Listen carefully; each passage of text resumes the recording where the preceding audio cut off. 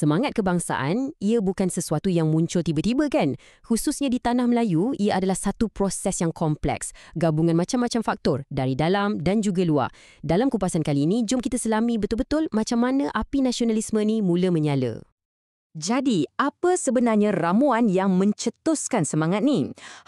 Ini bukan cerita tentang satu sebab tunggal. Sebaliknya, bayangkan ia macam satu ribut sempurna. Gabungan idea-idea baru yang segar, kebangkitan golongan cerdik pandai dan juga gelombang perubahan dari seluruh dunia. Semua ni bergabung dan boom, tercetuslah sebuah gerakan.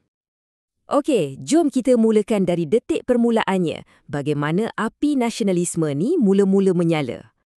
Dan semuanya bermula dengan percikan idea. Tapi bukan sebarang idea. Ia adalah idea yang disebarkan melalui kuasa dakwat dan kertas. Salah satu pengaruh yang paling besar datangnya dari gerakan Islah. Cuba bayangkan, para pelajar kita yang baru balik dari Mesir, mereka bawa pulang satu idea yang, sangat revolusioner pada masa tu. Mesejnya mudah tapi padu. Kita sebagai umat Islam, kena modernkan pemikiran, tapi pada masa yang sama, jangan lupa tentang perjuangan menentang penjajah. Dan tokoh-tokoh seperti Syekh Al-Hadi, Syekh Muhammad Tahir Jalaluddin dan Haji Abbas Muhtaha ni, mereka ni bukan calang-calang orang. Apa yang sangat menarik ialah cara mereka guna teknologi zaman tu, iaitu akhbar macam Al-Imam dan Neraca untuk sebarkan idea-idea mereka. Jadi, mereka ni bukan setakat ulama', tapi juga macam pempengaruh zaman dululah, menggunakan media untuk sampaikan mesej. Dan akhbar ni, ia dah jadi macam senjata utama mereka. Tengok sajalah petikan dari akhbar Neraca ni. Mesejnya jelas. Bukan sahaja nak kritik penjajah, tapi mereka juga berani tengok cermin dan kritik sikap masyarakat sendiri. Ini betul-betul seruan untuk berubah dari dalam dan juga dari luar. Dan yang menariknya, perjuangan ni bukan cuma dalam satu suara atau satu bahasa saja. Kita boleh lihat kat sini akhbar-akhbar Melayu, Cina dan India masing-masing ada fokus yang berbeza, isu yang dekat di hati komuniti mereka. Tapi ada satu benang merah yang menyatukan mereka semua, rasa tak puas hati dan semangat menentang penjajahan. Selain daripada berita dan rencana yang serius, ada satu lagi senjata yang sangat berkesan, penulisan kreatif. Penulis macam Pak Sako, melalui novel dan puisi, dia tak cuma sampaikan fakta. Dia sentuh emosi pembaca. Dia buat orang ramai betul-betul rasa penderitaan di bawah penjajah. Dan dari situlah keinginan untuk bebas tu jadi semakin membara. Idea-idea ni semua perlukan enjin untuk bergerak kan? Nah, di sinilah munculnya enjin itu. Lahirnya satu generasi pemikir yang baru. Jadi, macam mana generasi ni boleh lahir? Semuanya bermula dengan pendidikan moden. Mula-mula, mereka dapat akses kepada sekolah dan idea-idea baru.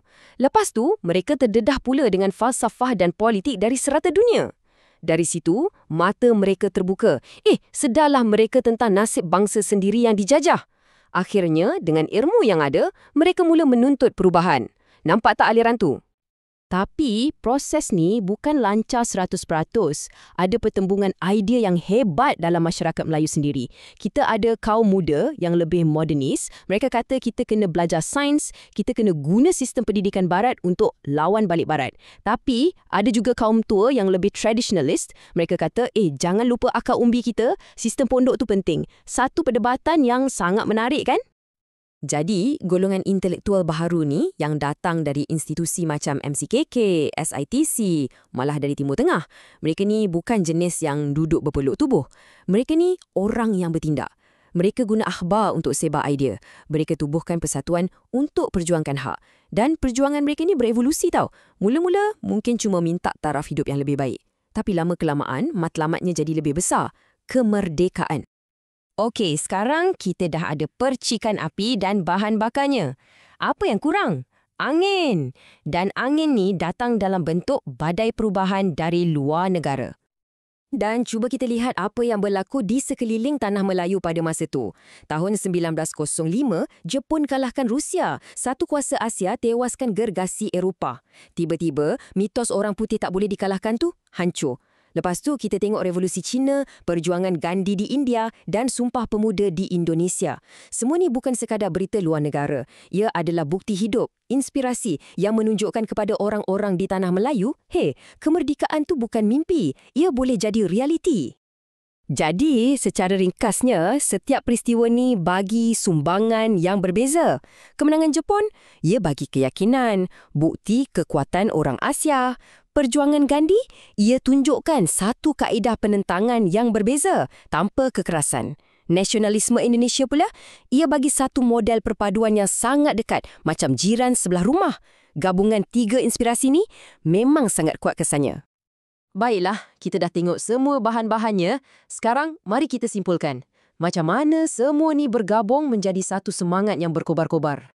Jadi, kesimpulannya, ada 6 faktor utama yang saling berkait yang akhirnya melahirkan sebuah bangsa. Kita ada peranan agama melalui gerakan Islah, kuasa penulisan kreatif, pengaruh media seperti akhbar, sistem pendidikan yang melahirkan generasi baru, kemunculan golongan intelektual yang memimpin, dan akhir sekali, tiupan semangat dari luar. Gabungan ke-6 inilah yang menempa semangat kebangsaan kita.